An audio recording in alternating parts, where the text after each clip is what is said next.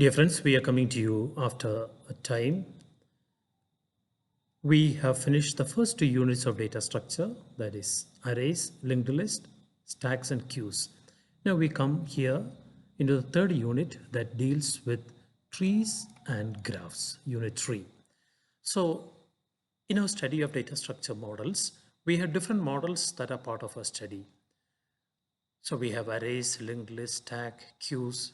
This we have done already. And when you look at data structure models, we can classify them into two general classes. One is called a linear data structure, the other called a hierarchical data structure. Linear means in such a model, the items follow a linear order, a sequence of one after another.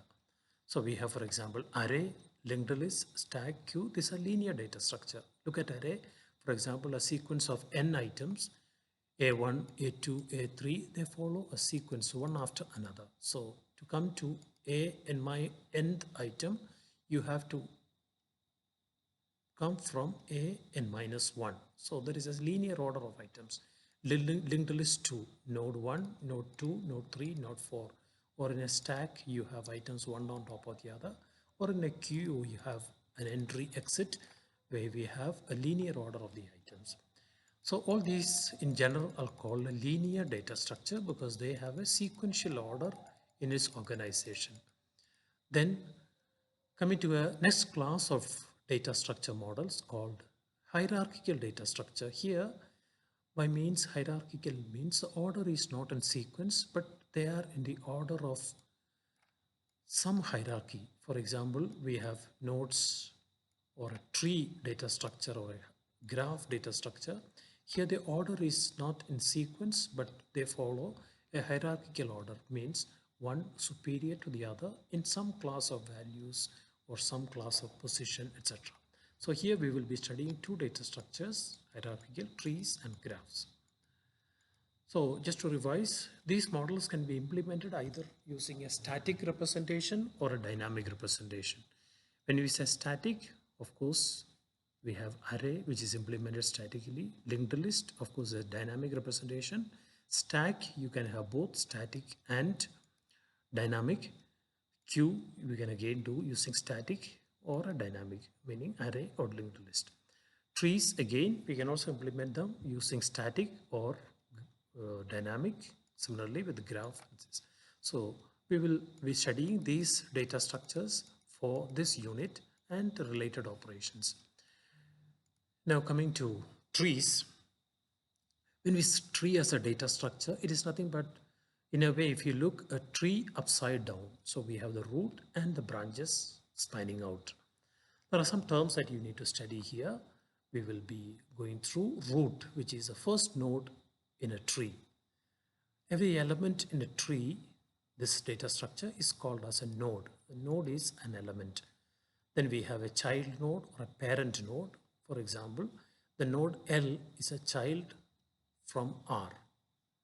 And R is the parent of these two nodes. So a node can be a child with respect to another or can be a parent. The link is the pointer that connects two nodes. Leaf, when a node is the last, the terminal nodes, they are called leaf nodes. A level is the node's position. For example, this is level 0, this is level 1. So when you look at the branching out, spanning out, we can position every node at a particular level. Then we have height of a tree, degree of a node. Degree is maximum number of nodes that a node has. For example, the degree of this node is 2 because it has 2 children, whereas this degree is 0 because it has no children. All right, we will now go to study what is binary tree, going specific.